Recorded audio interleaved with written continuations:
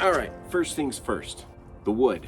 I go over to Home Depot and I get 8-foot planks with the 1x2 inch diameter, and that helps make it so that I can cut them into 37 inches. And since they say these are 1x2s, but it's technically a 1x1.5 inch, and it makes it so that the measurements of the flag are actually perfect and dead on. The next thing, I'm very particular on what the wood looks like. I want to see knots, see characteristics, oddities of the wood, so that when I'm burning it and it's pulling out the wood grain as I'm burning, it really gives it an artistic or rustic look, and just gives it a lot of really cool character. We're going to burn all 4 sides so that we've got plenty of sides to use in case one looks better than the other. And let's get to it. Now we're going to go very close that we get a burn. We're going to go smoothly and evenly as much as possible so we get a rustic feel that doesn't look too patchy.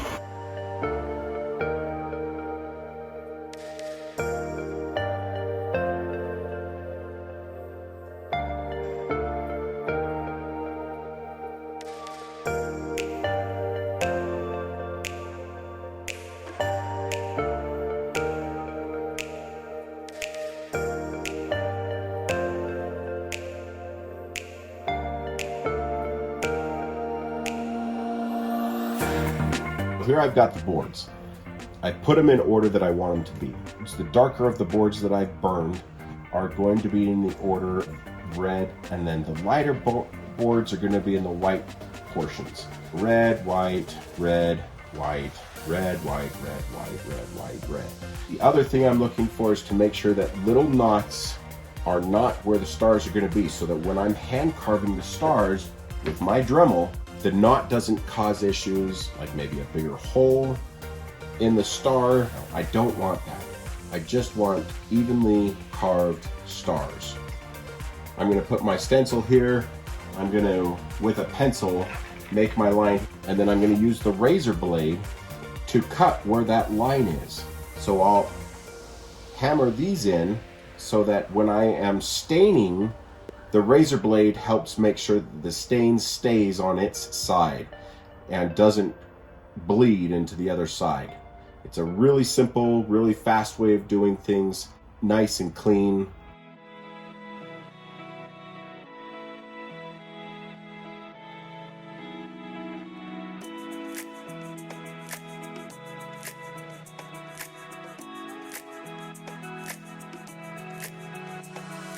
Okay, next up is the staining. Pretty simple, water-based stain. I've done about 10 flags and I'm not even halfway through the can. And the reason why I do staining is I want that burnt look that I've already created to pop out through the stain. Okay, so there's a few different ways of staining. So what I like to do is just put on a good heavy coat and make sure it's evenly distributed so that it doesn't give it a mucky look, but still looks real nice and gives it that deep color that we're looking for.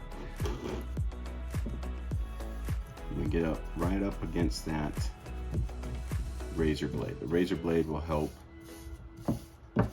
make sure that all the color stays nice and clean on the top of the flag. And it doesn't matter if you kind of get up here, we'll deal with that a little bit later. I do like to make sure that everything is nice and even.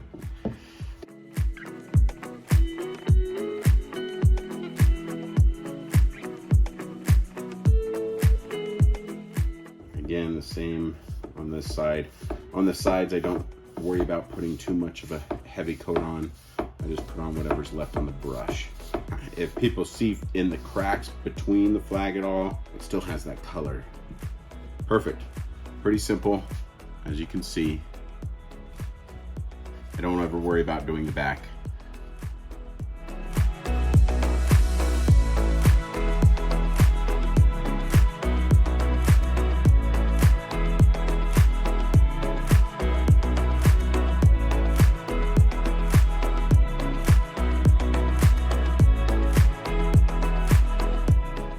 Brought in one of my blue stripes, and this side's going to be red. Again, it's the same thing with the blue coat. we're gonna do an even one dark red coat. Use the razor blade to help you with this portion. And then as far as these guys go, you can just do the entire thing on one side, one side, one side. Again, I don't do the back. I don't worry about it. It's just a waste of stain.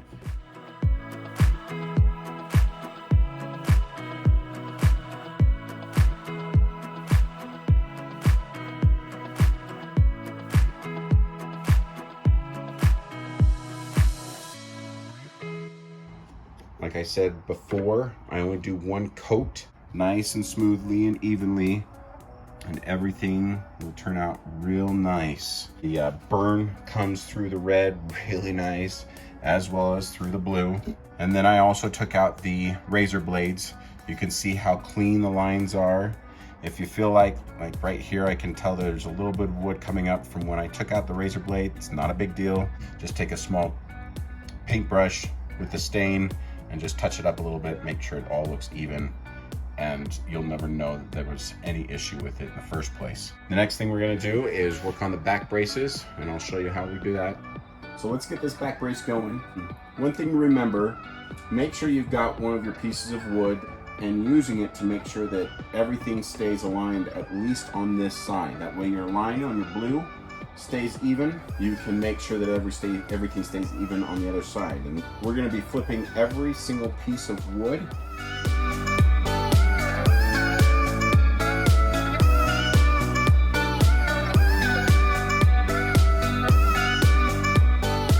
And then you just grab your same piece of wood and put it on this side. And that way you know that everything's still going to be lined up the way that it's supposed to be. Next, we're going to grab our braces. We need to make sure that everything is as close as possible.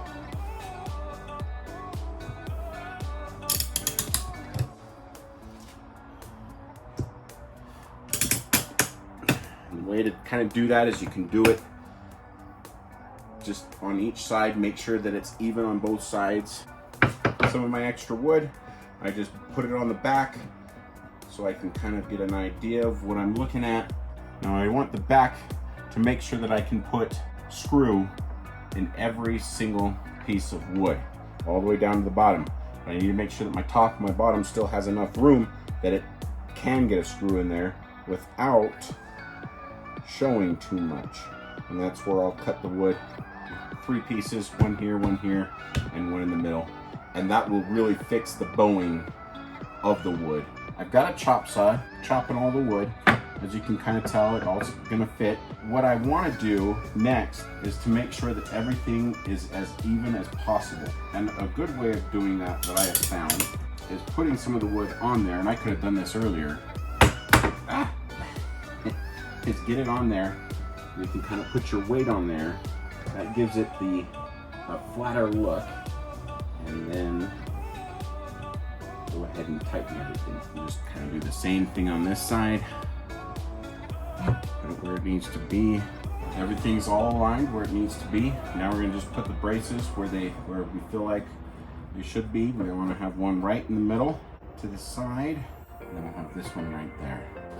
The type of screws that I have, just again from Home Depot, we've got the 1.5 inch screws, and we're just gonna go ahead and start screwing these in, getting the flag exactly how we want it.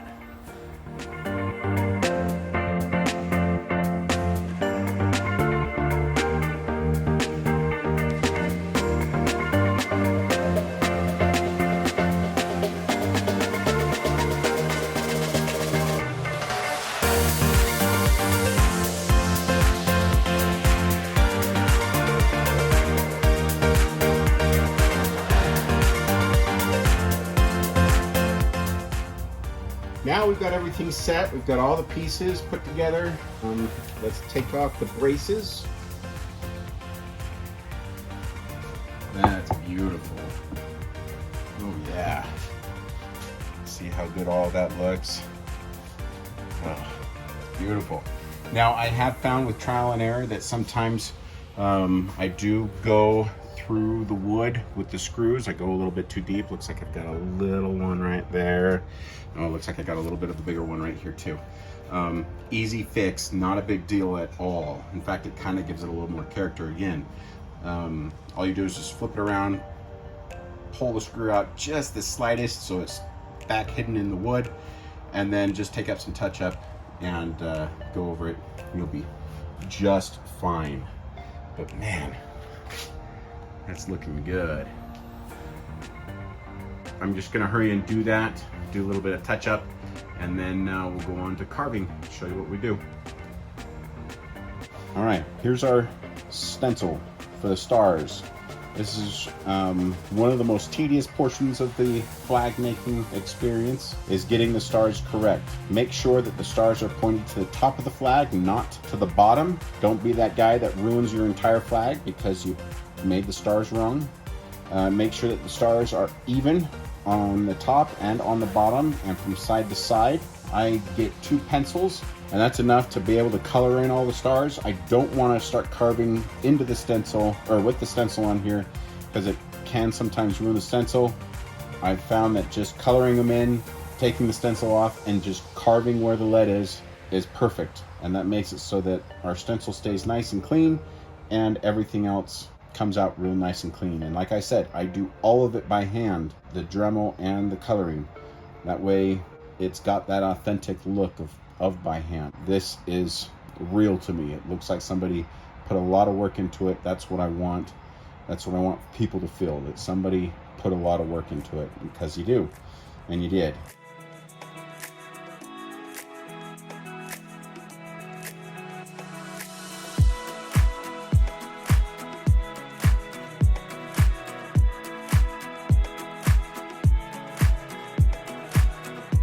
So we finished up coloring all the stars in.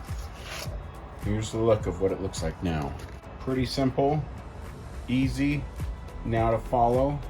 And let's get that started. What I'm gonna do now is I'm actually going to set up. This is just what I use, pretty simple. And then we went on to Amazon and got ourselves some tops to be able to navigate through the different portions of the star. The sharp one that I've got on it now is pretty much the one that I use throughout the entire thing. It carves into metal, carves into wood, carves into all sorts of different things. We've got it all finished now.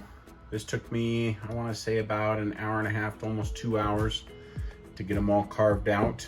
It looks pretty good, and it still keeps that hand-done look of it all. And that's what I'm going for. If that sounds corny, then so be it. I really enjoy making these. This is probably the most tedious part of it all, the stars. After you're done with it, it just looks so good. I am making this for Michaela. I told whoever won it would get to have their own, and I could custom make it the way that they wanted to. And she wants the inscription, "In God We Trust." But let's get going on that and move forward. So like I said before, my niece wants "In God We Trust," so we did that, and then I just did a little bit of homework on what different ways or styles "In God We Trust" is put in on money or on buildings or anything like that. And I did find that the star was often on both sides of "In God We Trust," so I'm going to put that on there. I make sure that I do it on paper first, because I'm going to be putting this on the red. I put the paper copy down below, so I got an idea of where I want to put it, and then I use tape measures to make sure that I've got it centered in the whole thing. And paper just allows me to mess up and redo it again.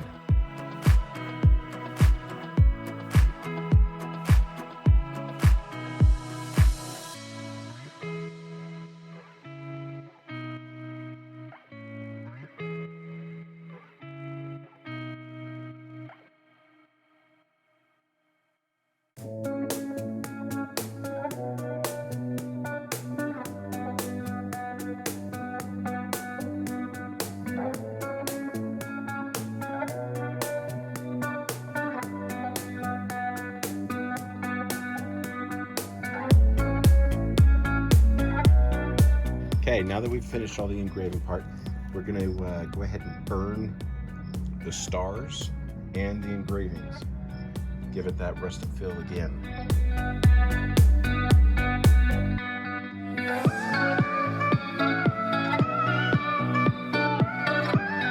And there we have it. Done it a little bit. There's going to always be a little bit of black on the outside. That's okay. But it just gives it that rustic look again. Just give it a taste of that blackness on all the stars and over the words. And everything will look good. Next up, we're going to be working on getting the sides taken care of. And as you can kind of see, they're pretty rough. And so we're going to make sure that we can get that all taken care of. We're going to do it on both sides, along with making sure that this edge is a lot more smoother going down. So we're going to take my Dremel and carve the sides of that. And then we'll go ahead and poly this. But it's starting to look real nice. Here we are with the flag. Now we're gonna work on the edges, like I said before, basically sand them down, but we're gonna use my Dremel just enough that the stain is no longer on the edges and it kind of takes off any of the sharp corners of each of the boards. Though there might be little lumps here and there, that's not a big deal to me. I just don't want the sharp corners.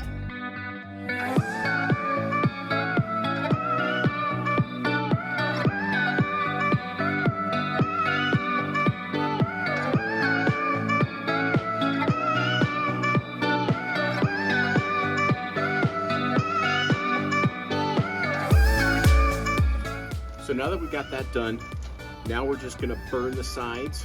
And I have found that the best way to get that taken care of is to make sure that you do it from behind, going at an angle down towards the front, but from behind, okay? And that makes it so that the burn marks don't go into the red and you have to worry about burning too much in the front.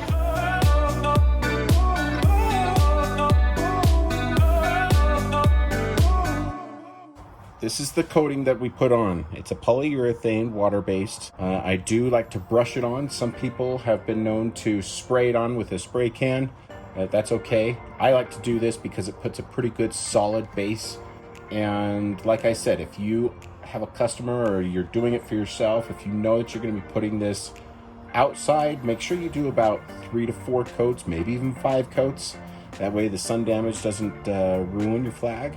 But if you are just gonna have it inside, maybe 2, 3 coats. 1 coat is not gonna be enough. You do wanna have at least 2 to 3 coats to really protect the flag and really protect what you've been working so hard to do. Take the brush and just go back and forth. And it's pretty simple. You just go and I just keep going back and forth until I don't see white anymore.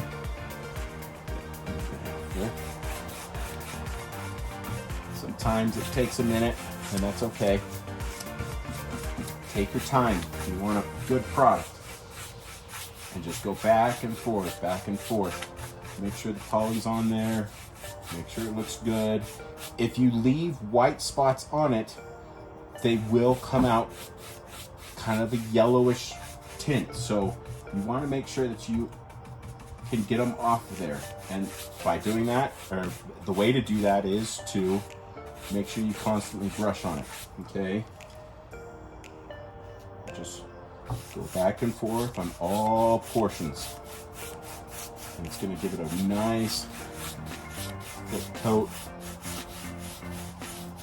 I found that if you find goop of polyurethane in between the cracks, take a toothpick or even just a thin piece of paper and go in between. That's why I've got this guy right here.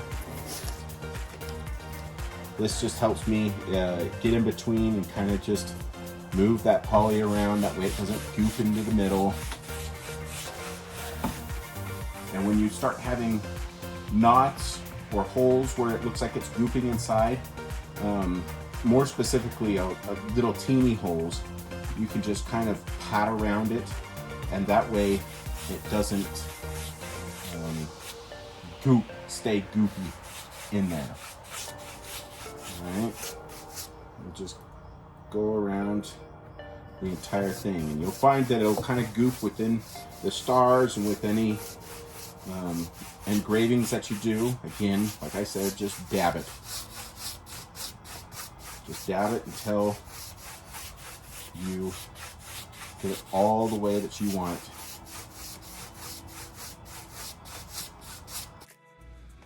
There are a lot of reasons I make these flags.